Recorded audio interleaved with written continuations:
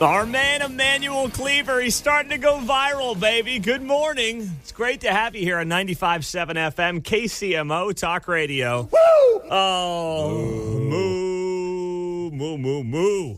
Moo, moo, moo. Yes, that would be Kansas City Congressman Emmanuel Cleaver, who we've been talking about on and off for the last couple of days for this bizarre rant. And it was an all-time strange rant that Emmanuel Cleaver had the other day. And it was hysterical in all the wrong ways, right? I mean, they're pushing back at this rally against Elon Musk. And Kansas City Congressman Emmanuel Cleaver is standing outside of the Consumer Financial Protection Bureau and goes on one of the more bizarre rants that I'm still trying to figure out. I'm just glad that the internet is now finding it. I've seen it rack up hundreds of thousands of views of Emmanuel Cleaver saying this. Elon, take your musty millions and musty Moscow rights to the moon. Because if you don't, we're going to stand up, we're going to speak out, we're going to march, we're going to do anything we need to do to make sure that the people of this country understand that the CFPB is for them. You get your musty hands off of our money or go to Moscow. You musty moo.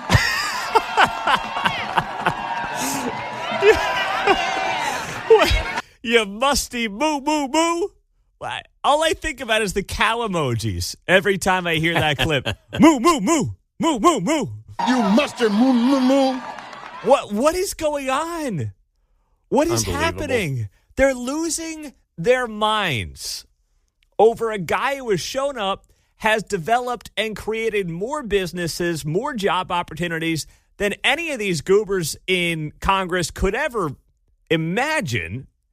And he says, hey, we've got wasteful spending. We're going to go bankrupt. I'm here to clean this place up on the behest of the President of the United States. And this is what we're getting.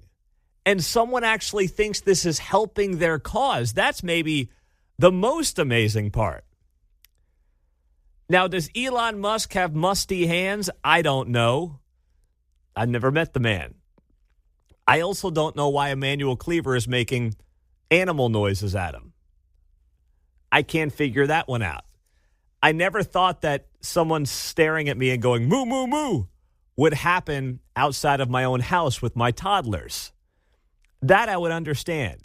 There are farm animal noises in my home on a regular basis with a 6-year-old, a 3-year-old, and a 1-year-old. But I never thought I'd be talking about one of our members of Congress here in Kansas City, one of the biggest names and faces in Kansas City politics, going viral for this unhinged rant against Elon Musk where he's making animal noises. You musty moo. Oh, my goodness. Well, we're glad you're here on KCMO Talk Radio. That ought to show him, yeah. Right? I mean, Elon, we always talked about Trump derangement syndrome and Trump breaking these people. We may need Elon derangement syndrome. EDS. Well, that one may be already used. I'm not sure. Yeah, you're right. It might be taken. But it's still the same thing. It is. It's just like yesterday, we talked about how Sharice David sent out this email, and it was just bagging on Elon Musk. She's the congresswoman on the Kansas side of the state line. And there was no mention of Donald Trump, but it was all anti-Elon. He's an unelected billionaire, blah, blah, blah, blah, blah.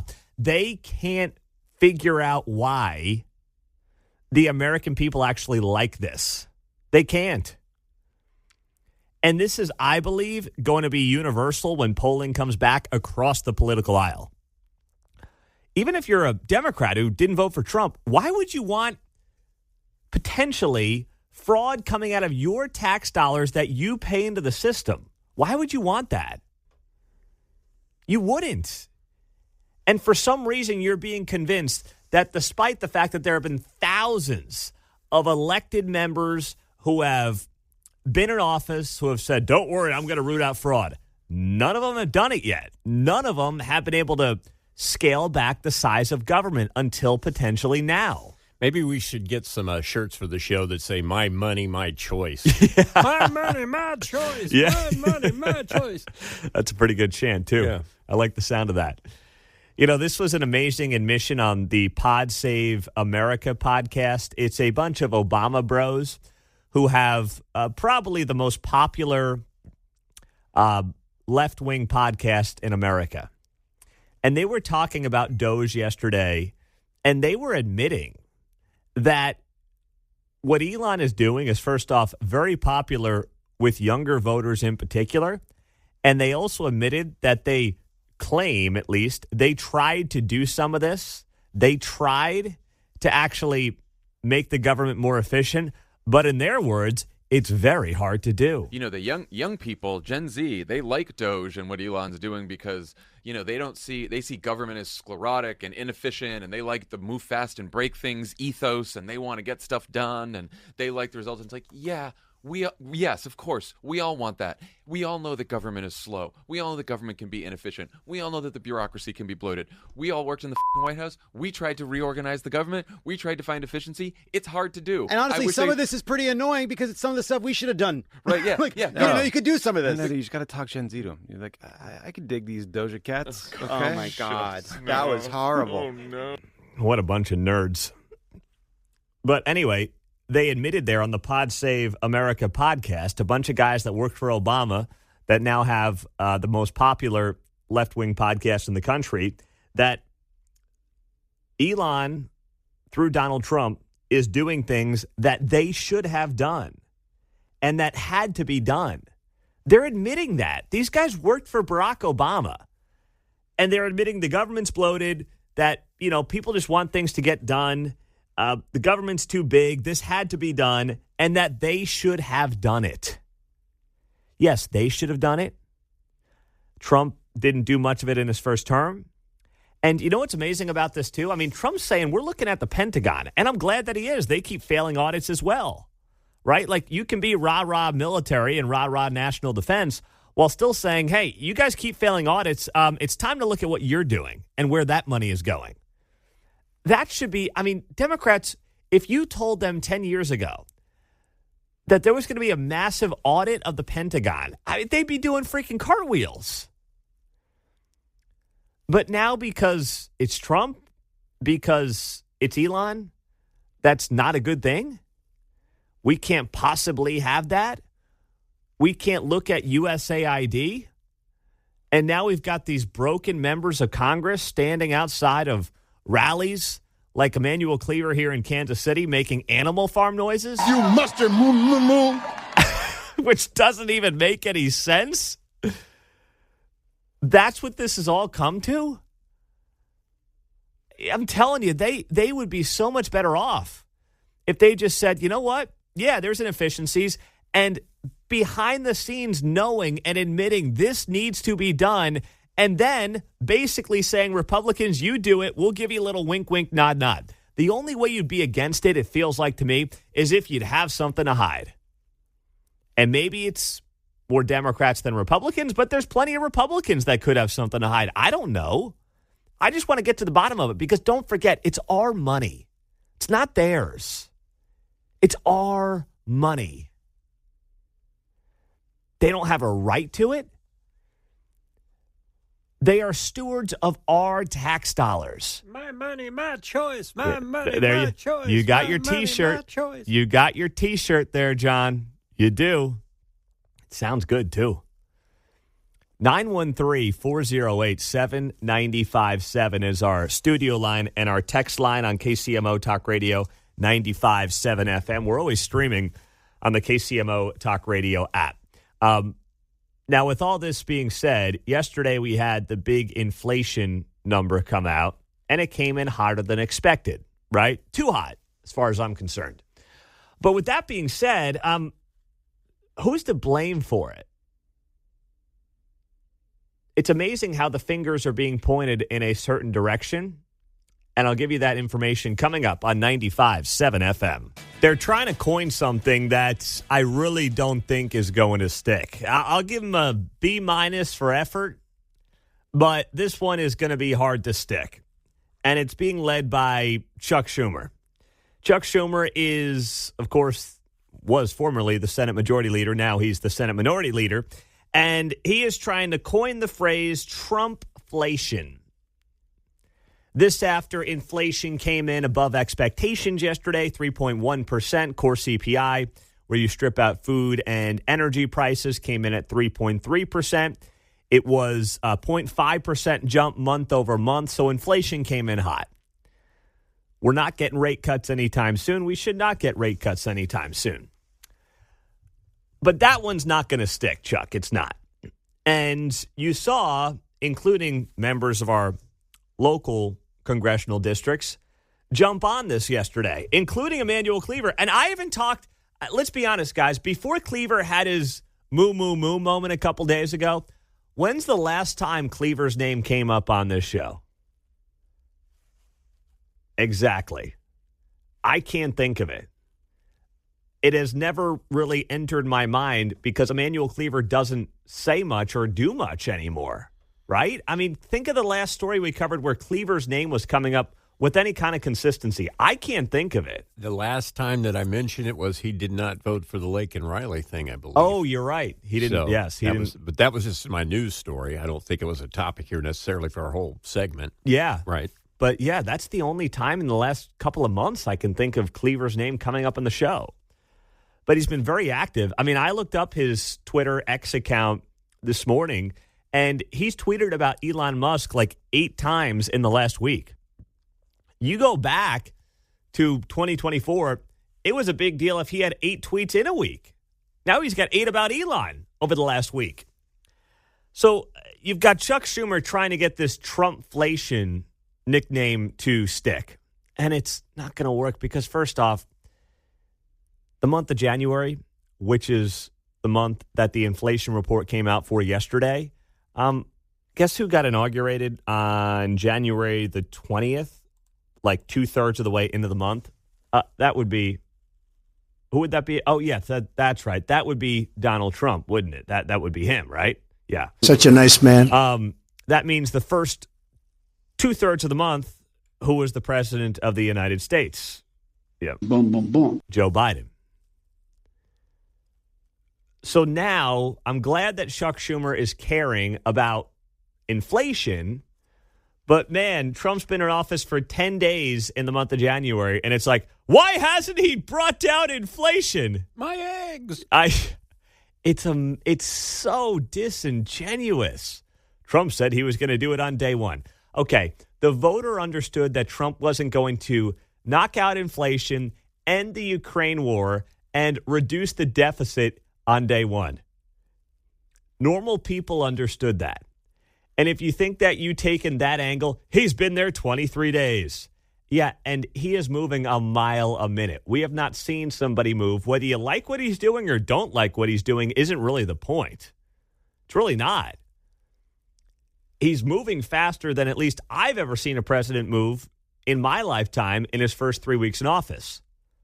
Not that everything is the greatest thing, but you can't deny the pace at which it's moving.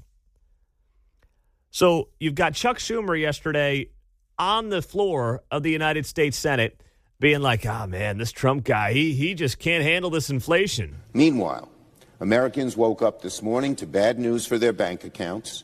They woke up to a grim reality that Donald Trump is not going to keep his promise to lower costs.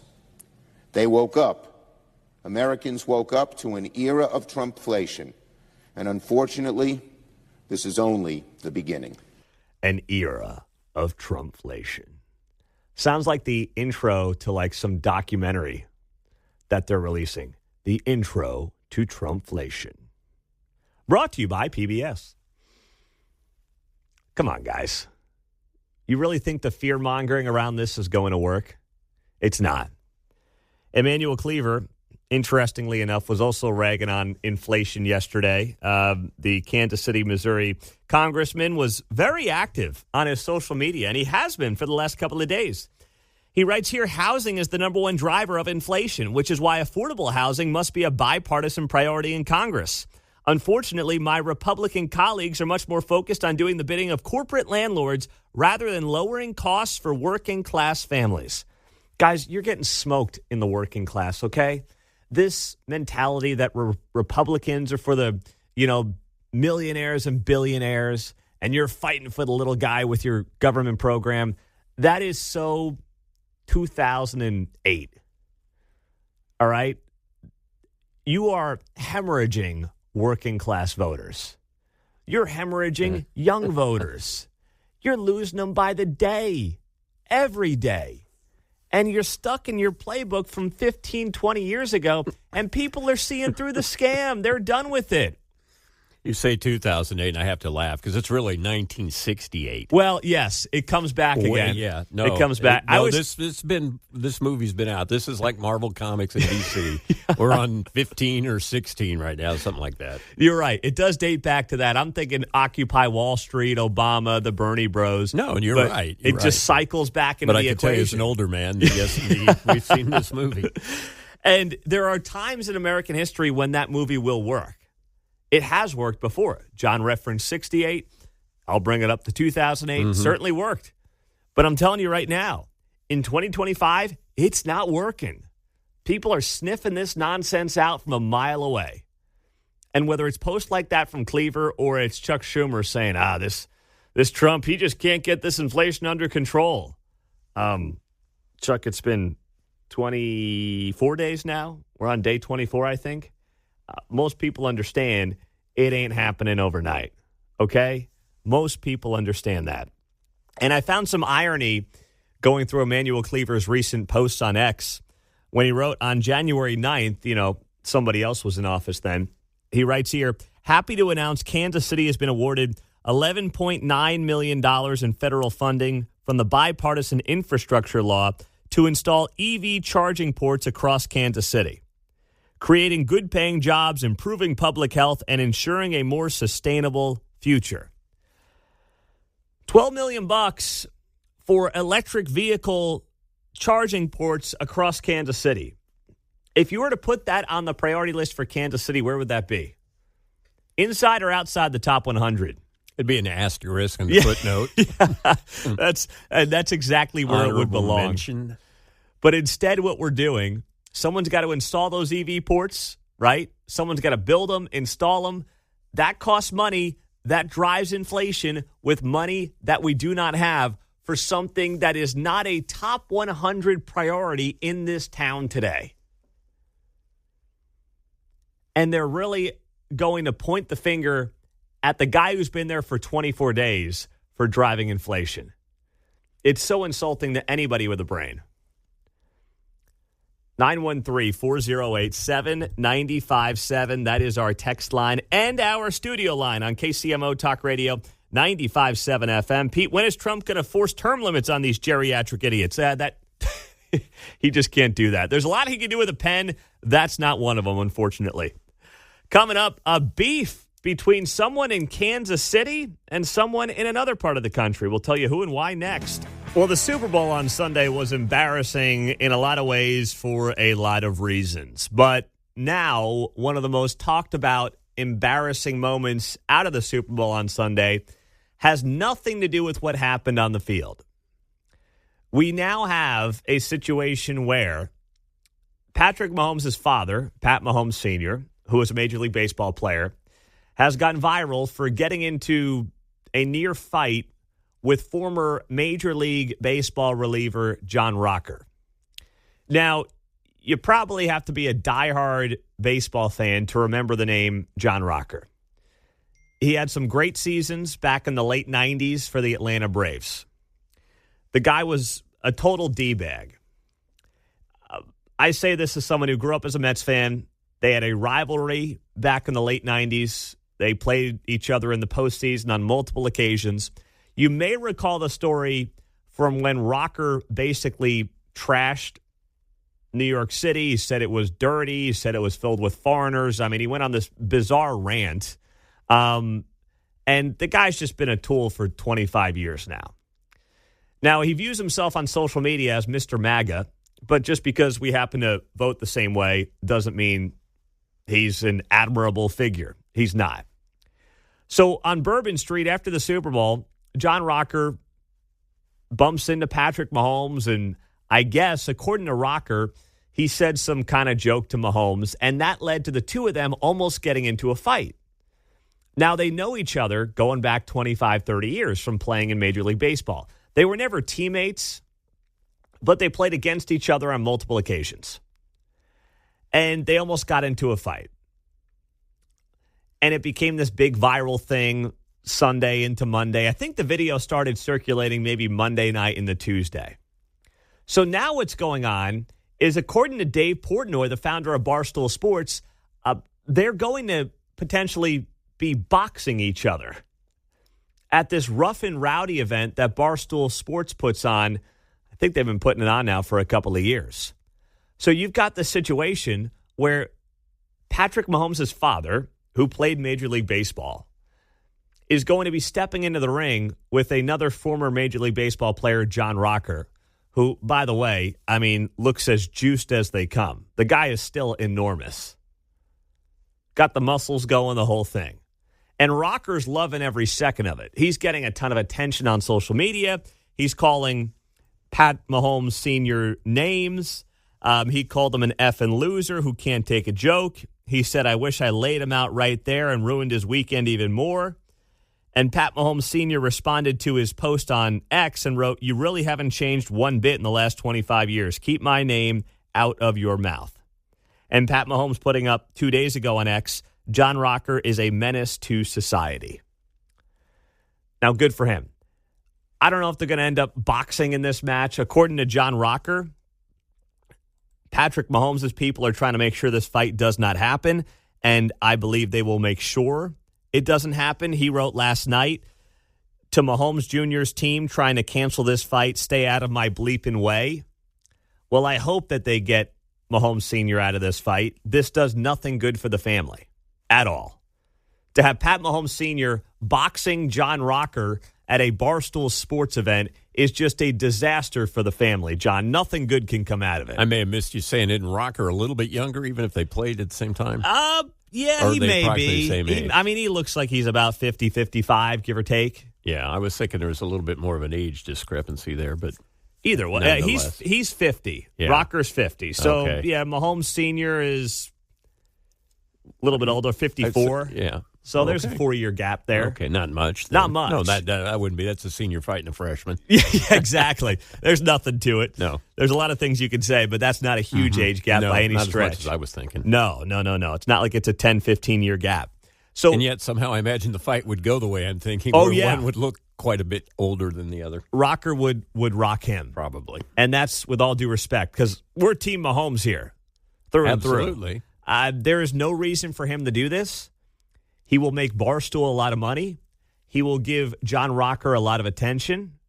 And what will he get out of it? Nothing. Your son is the biggest star in the NFL. Okay? He's got all the money in the world, all the fame you could possibly have. Do not do this to your son. Don't do it. I don't know why he would even ever think about agreeing to something like this. And I thought about this, too, when I was reading this story and seeing this video over the week or in the last couple of days. Why was Pat Mahomes Sr. on Bourbon Street after the Super Bowl? What good could possibly come out of this? Now, I get it. He's a grown man. He can do what he wants. He's allowed to go to a bar and go to a restaurant. But it's like, man, you're the father of the biggest star there that weekend. And because you were a pro ball player, now I know, he wasn't a Hall of Famer or anything like that, but he's a pro ball player. People know that. Why would you put yourself in the situation to be out on Bourbon Street after the Super Bowl where it just takes one knucklehead, whether it's John Rocker or somebody else, to potentially try to ruin the weekend and go viral with something stupid like this? That just doesn't make any sense to me. I mean, it is amazing, though. As mature as Patrick is, he's got a knucklehead brother. His father, listen, he's got the history with the DUIs. I pray for him that he's on the straight and narrow. I rooted for him when I was a kid. He seems like a good man who just may have some troubles, but you got to be thinking 2 steps ahead here. Being out on Bourbon Street after the Super Bowl is a bad idea for you. and it's a bad idea for your family. Now, speaking of the wake of the Super Bowl, Travis Kelce dropped this podcast with his brother yesterday, and he addressed the game, and he called himself out here. Travis Kelce yesterday. Just wasn't our day. Couldn't find a lick of momentum. I'm kicking myself for some of the tiny decisions I made on the field. I wasn't the best leader that I could be in motivating my guys and keeping my guys, calm, cool, collected. And I put a lot of that on myself as, the guy that's been in the building for 12 years and seen a lot of football and actually seeing a situation just like this in the Super Bowl. It's a tough pill to swallow. It's a hard reality, man. I love my teammates. I love my coaches, Chiefs Kingdom. I'm sorry for how it ended. I have a beautiful life, man. I have loved ones. I have the most amazing family in the world that supports me in everything that I do. And they were all there, cheering me on and hoping for the best on Sunday, man. I wish things would have went different. I wish I would have made better decisions early on and helped my guy Pat out and helped my team, find that momentum or that confidence. But, I just have to tip my hat to the Eagles. A lot of regrets there from Travis Kelce. And he should have regrets because Travis Kelce looked like a shell of Travis Kelce on Sunday. He just, at times, and I've seen some of these videos. Have you seen these on social media, Mark, where, they're going through some of the Travis Kelce tape and, he's supposed to put in a block on a defensive end, and he just looks like an old man. He doesn't stand up. He's the last one out of his break. One out of his break. He's trying to block a guy by, running into him with his arms crossed. It's just everything about it, when you go back and look at the tape, was a horrible look for Travis on Sunday. I think he's done. If I was to place a bet on it, I don't think he's coming back. And I'm just hearing a guy that sounds worn out. After thinking about it and listening to some of the podcasts yesterday, I kind of reevaluated the situation. I think that in his mind, they were going to win the three-peat and he was going to retire. Yeah. That's what I think in his head he thought was going to happen. And then they lost, and now he's like, man, do I still retire or do I go back? I think he's going to kind of go back and forth on it. Well, I think he doesn't want to go out looking like that. I don't think this is time to write off. So I think there's one more year. It's in the contract, I believe. Yeah. So. It's a big cap hit, though, $20 million. It's a big cap hit. Mm-hmm. But, yes, there is technically one more year on that deal. I just don't know if you can justify that kind of dough right now. But the Chiefs may just suck it up. Not by that performance. No, not by that performance. That's for damn sure. But you know what? That makes sense, Mark. And that's, I think, a big problem that the Chiefs had and, frankly, the fan base had. I'll include myself in this. We kind of felt like the three-peat was going to happen. Maybe got a little too confident, a little too cocky about it, and the Eagles just punched us right in the mouth. And, frankly, we got everything we deserved out of it because they came to play and the Chiefs did not. Well, it looks like Baltimore is trying to take a page out of Kansas City's book. 7:05 on a Thursday. Glad you're here on KCMO 95.7 FM. I saw the headline. Actually, Channel 9 had it yesterday, and it wasn't a local story, but Kansas City has tried something similar, so I said, oh, boy, here we go again. You've got politicians trying to blame guns for violence. Not looking at criminals, not looking at how do we make sure people don't commit heinous acts of violence before they go out there and hit the streets, and how do we make sure people that do commit violent crimes don't get back onto the streets. Instead, we're going after the gun manufacturers. That's right. So Baltimore, Maryland has sued Glock, linking the gun manufacturer to crime. This comes courtesy of the Maryland Attorney General Anthony Brown, the Baltimore Mayor Brandon Scott, and local law firms announcing that the lawsuit alleging the handgun manufacturer facilitates the proliferation of illegal machine guns. The lawyers will make money. The lawyers will get rich. The politicians may be able to do a little bit of a victory lap if they win the lawsuit. The lawyers are getting rich no matter what. And the average person in Baltimore benefits nothing from any of this. The poor people who are in the neighborhoods where the violence is happening will not benefit one iota from any of this. This is band-aiding a massive wound. It will make some people feel better about themselves, and it will do nothing when it comes to reducing crime. State and city leaders said the lawsuit alleges that Glock unreasonably endangers and harms public health and safety in Maryland by manufacturing and selling semi-automatic pistols that can easily be converted to illegal machine guns. They call it a Glock switch. The device is about the size of a dime, and once installed, it can allow the shooter to fire 1,200 rounds a minute, a rate as fast as or faster than many fully automatic firearms and machine guns used by the U.S. military, according to officials. So now they're suing Glock.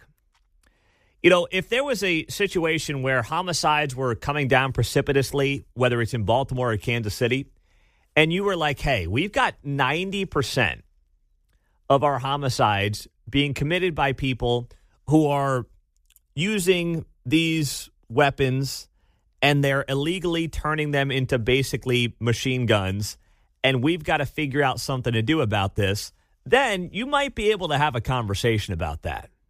There might be a conversation to be had there, right? Like, I don't think it's unreasonable to say, hey, if this weapon is able to be illegally switched in a manner that people can fire off 1,200 rounds in a minute, yeah, I mean, I'm not sitting here saying that that's not an unreasonable conversation to have.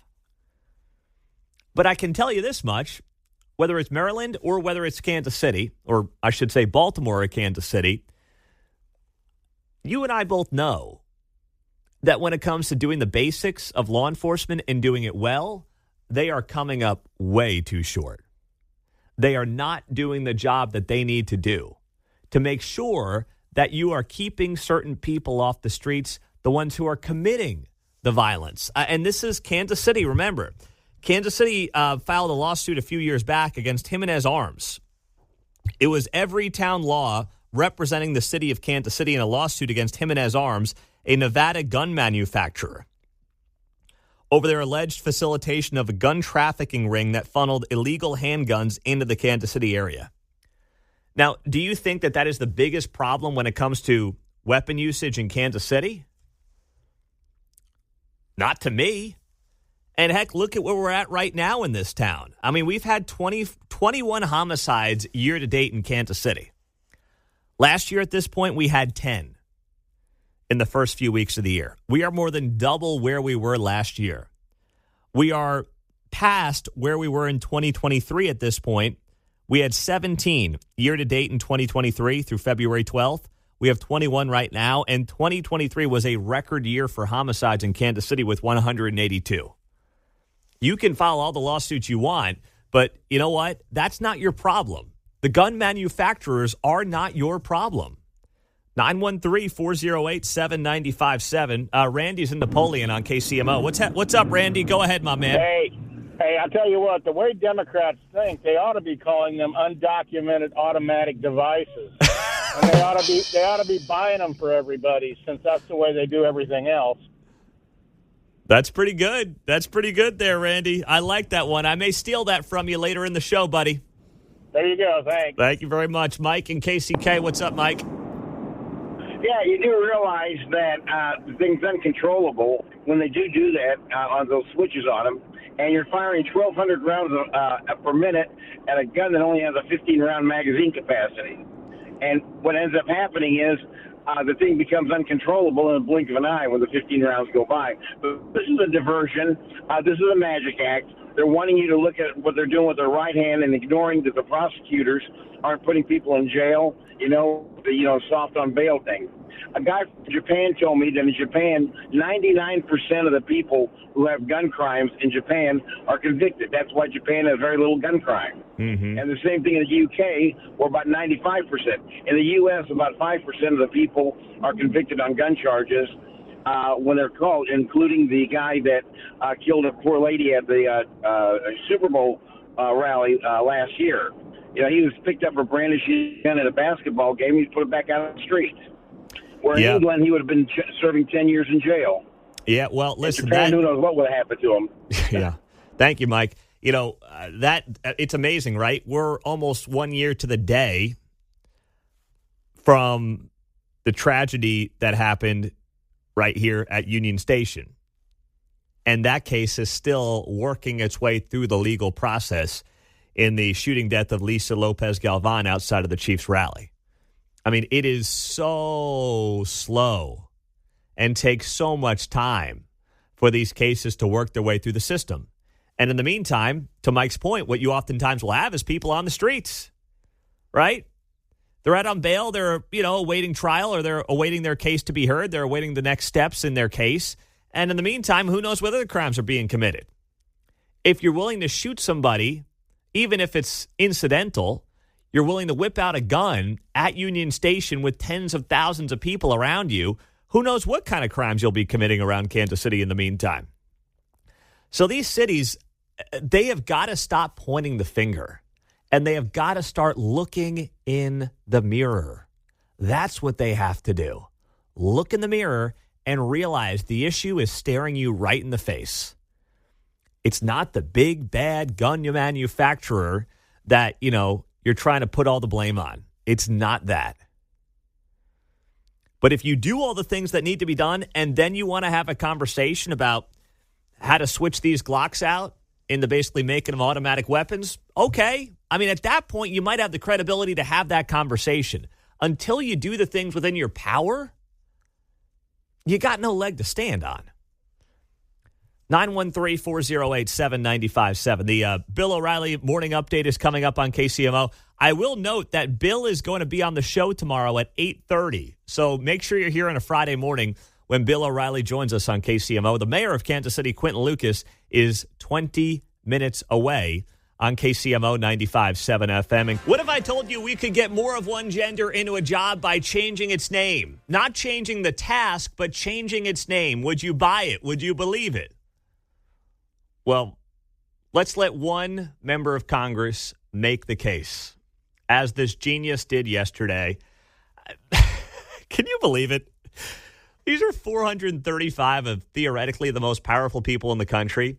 And every time we talk about one of them, it's just less and less impressive. This is 80-year-old Jan Schakowsky out of Illinois, one state over, deciding that if we just change the name manufacturing, see what I did there? That's not even the funny part yet. I haven't even played the clip, and I see these guys. I can't wait for the name. These guys are just dying on the other side of the glass in there. If you change the name manufacturing, you will magically get more women into the field of manufacturing. Here is the genius 80-year-old congresswoman from Illinois. Yesterday, I met with a manufacturing company, but they also are engaged in getting young people more engaged in manufacturing. So I asked them, so how many of those students that are signing up and want to do this, how many are women? And they said, well, I know there's at least 13% or something. It was a low number. And you had mentioned trying to engage more women in manufacturing. I'm just wondering if just the name manufacturing sounds like a guy. Like a guy. I just wonder if the name manufacturing sounds like a guy. I wonder what happened to Alyssa Heinerschmidt after the Bud Light fiasco. Apparently she's, doubling as a member of Congress these days. Advising or something, yeah. Man. So this lady, and she says it with a straight face. She's very upset that only 13% of people in this manufacturing group are women. Who cares? I mean, who wants to let the lady know that men and women have different interests because they're different kinds of people? Who wants to give this genius a little bit of insight into how men and women think and how they operate and how they have like different goals and mindsets and things that they want to do every day? We should take her to a manufacturer of feminine hygiene products plant. That's fine. That might make her head implode. That might really give her a hard time. Yeah. I was looking up the jobs that are mostly male and the jobs that are mostly female. And for male jobs, it's automotive service technicians, mechanics, carpenters, electricians, construction equipment operators. Those are all heavily dominated, like 98% male fields. You look at the top women occupations, nurses, elementary, middle school teachers, customer service representatives, nursing assistants. I mean, these are all jobs that are more likely to appeal to women. Has Jan Schakowsky gone out and complained about how there's not enough male nurses? Is that going to be next on her hit list? We need more male nurses out there. Why don't we have any more male nurses? Who wants to let her know that DEI is now DEAD? And that people are over this ridiculous song and dance of everything must be 50-50 that we do. We must have the right share of men and women and whites and blacks and Asians and Latinos. It's like, how about people pursue the jobs that they have passions for? How about they pursue the jobs that they want to do and they want to, compete in for the rest of their professional lives? And how about you get out of the way, lady, and stop worrying about whether or not we should change the name of manufacturing, the big bad word, and try to get more people involved in this field by changing the name. She was addressing it as if it's a specific task. Wanted, manufacturer. Well, that's me. I've studied for that. Yeah. No. Or it's a process, right? Or the opposite of that, or another angle of that would be, I can't have a job with the name man in it. Yeah. Manufacturing, that's not for me. Who wants to let her know that the word woman has the name and the word man in the word woman? Who wants to let her know that? Put that in your pipe and smoke it. Now she's really all twisted into a pretzel trying to figure that one out. Where's our man Emmanuel Cleaver when I need him? You mustard moo moo moo. Moo moo moo. There's Emmanuel Cleaver doing his Animal Farm noises.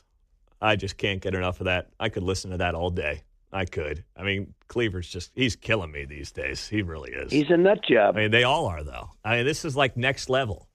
You hear these people and you say to yourself, what planet are they living on? I got Cleaver here in Kansas City making Animal Farm noises. I got this lady worried about manufacturing not having enough women because of the name man in manufacturing. And then you wonder why your party's getting its butt kicked left and right. Real quick, Jonathan, Kansas City, go ahead, my man. Assuming you are a man, what's up? Yes. So the etymology of manufacturing is the root word man, which means hand, like manual, because we used to make things by hand a long time ago before we had machines. That's how we manufactured things. I mean, and it's just like when Cleaver thought amen and a women. Amen does not refer to men. It's a Hebrew word. Like, it's almost like George Orwell reigns supreme now in 1984, where history is forgotten. Words don't mean anything anymore. I guess these woke leftists, they just don't know anything anymore. It's insane, and they call themselves the most educated scientific people ever. Yep, that's well said, Jonathan. A man and a woman. Nice work, man. Well done. Very nice job. That's right. Oh, my goodness. Keep at it, though. I'm here for it. I'll keep drinking those tears all day, every day, man. I got plenty of time. But he's a good point. That's a very good point. Manufacturing, manual labor, using your hands. The text line, 913-408-7957. Pete, next they'll be coming after our Manwich Sloppy Joes. Yeah, do not let them do that. Hold them tight. Save the boxes. Just like the Land O'Lakes butter. You never know what they're going to take from you next. How are we going to win them back? What do we do? What do we do? What do we do? Well, I guess we'll start calling them the D word or something, and we'll have this weird obsession with the D. I don't get it. Maybe you can help me here at 913-408-7957, but this one is perplexing to me. Yesterday, in a House committee hearing around DOGE and what's going to happen with DOGE, that's the Department of Government Efficiency that is being headed by Elon Musk, where we try to figure out how our tax dollars are being spent and whether or not there's waste, which we know there is, and fraud and abuse and all these different things. You know, when you're $36 trillion in debt, running a $2 trillion deficit, you think, all right, great, Republican, Democrat, this is fantastic. Let's go. Instead, during this committee hearing, you get stunts like this from a guy named California Congressman Garcia. Robert Garcia of Long Beach, California, decided that he was going to pick on Elon Musk by calling him a name. I find it ironic, of course, that our chairwoman, Congresswoman Green, is in charge of running this committee. Now, in the last Congress, Chairwoman Green literally showed a dick pic in our oversight congressional hearing. So I thought I'd bring one as well. And he holds up a picture of Elon Musk. Now, this, of course, we know is President Elon Musk. He's also the world's richest man. He was the biggest political donor in the last election. We got our butts kicked. We got to look in the mirror and figure out why. What do we do in response? Their sugar daddy has more money than our sugar daddy. That's basically the case that's being made here. Suddenly, it's like no billionaires. Anyone heard of a guy named George Soros? He owns some radio stations here in Kansas City. Not ours, but some. I'll just throw that out there for your listening pleasure. How sophomoric is that? Is that the thing that's going to turn people back in your direction? Now, listen, I'm not going to sit here and tell you Trump can't be sophomoric. He absolutely can. And I'm not saying this in a partisan manner, but I think you know and I know that there's an element to Trump when he does it, that he does it with a twinkle in his eye, and there's a little bit of genuine humor to go along with it when he does some of these trollings. Guys like Representative Garcia out of California, it just comes off like a jerk. I was going to say the word myself, but I was like, I don't want to do that. You know? Ricardo? Yeah. So then this guy goes on CNN yesterday, and he doubles down on this whole thing. It's like, grow up, man. I want to hear why, but do you think that calling Elon Musk a dick is effective messaging for confronting what is a potentially irreversible transformation of the U.S. government? Well, he is a dick. And I think that he's also harming the American public in an enormous way. And what I think is really important, and what the American public want, is for us to bring actual weapons to this bar fight. This is an actual fight for democracy, for the future of this country, and it's important to push back. Bring weapons to a bar fight regarding Elon Musk and the job that he has been tasked to do by the President of the United States? Is that a threat? Whoa, do we have to get the DOJ to open up an investigation into Representative Garcia? Elon Musk is breaking these people. That's what's happening here. It's crazy.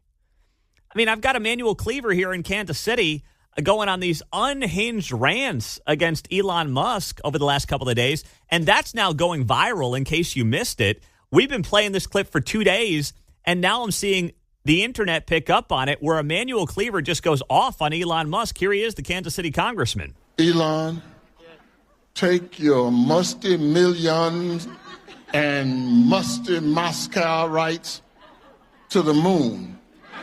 To the moon? Because if you don't, we're going to stand up, we're going to speak out, we're going to march, we're going to do anything we need to do to make sure that the people of this country understand that the CFPB is for them. You get your musty hands off of our money or go to Moscow, you musty moo.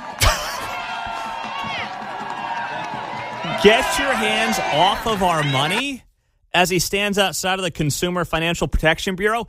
Bro, that's our money. That's my money. That's your money as a listener right now. Our money? What are you talking about, dude? You've been grifting off the taxpayer for decades between Kansas City and the federal government, between pensions and salaries. The audacity of Emmanuel Cleaver to say anything is our money. Bro, it ain't your money. It's our money. And it's been getting wasted for decades. We're $36 trillion in debt. I've got 3 daughters who are, already in debt to the federal government because of how much money you guys have spent. And Cleaver's been a part of the problem. And now he's out there making animal farm noises against Elon Musk. You musty moo. Well, what do we do? What are we doing here? I put this video up on X last night with the cow emoji. You musty moo. What's a moo? What's a moo? What are these weird noises? I mean, people... Well, it's an article of clothing typically worn by large women in the Polynesian islands. Yeah, that's right. way he said millions, too, like in my mind, he didn't know what he wanted to say, so he just started making things up. Yeah, well, listen, when you do what I do 4 hours a day, I understand once in a while you lose your train of thought, and maybe as Cleaver gets to a certain age, that happens more frequently. It's why I won't be in this chair when I'm Cleaver's age at whatever he is, 78. Trust me, I'll be long gone by then, or they'll fire me by then. One or the other is going to happen. But either way, I listen to that, and I'm like, wait, this guy made a living as a preacher? It didn't even make sense. You musty. What do I say now? I'm going to make animal noises. Moo, moo. I mean, the only animal noises I usually hear are from my toddlers when we're playing games. I never thought I'd be hearing it at work from sitting members of Congress in Kansas City. Yeah, I was here. Woof, woof at home. Yeah. That's the one that Isley's been saying lately. Woof, woof, because the dogs are running around her. Oh, is that right? Yeah. Well, my daughters like to play cheetahs, so sometimes we'll make cheetah noises, which I don't even know what a cheetah noise is. We just kind of make it up as we go. Yeah, it's kind of like a gruff cat sound. Well, he might have been hitting the brakes because he might have wanted to have another M word come out that has an F word right after it, where you musty. You musty. Yeah, but not say. Yeah, you think that's say the word he thought of? Hey, you know what? If that's the case, you know what? That gives Cleaver the benefit of the doubt. Mm-hmm. He wanted to drop an MF-er, and he realized he probably shouldn't.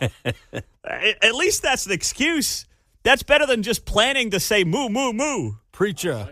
Yeah. Oh, my goodness. Elon's breaking them.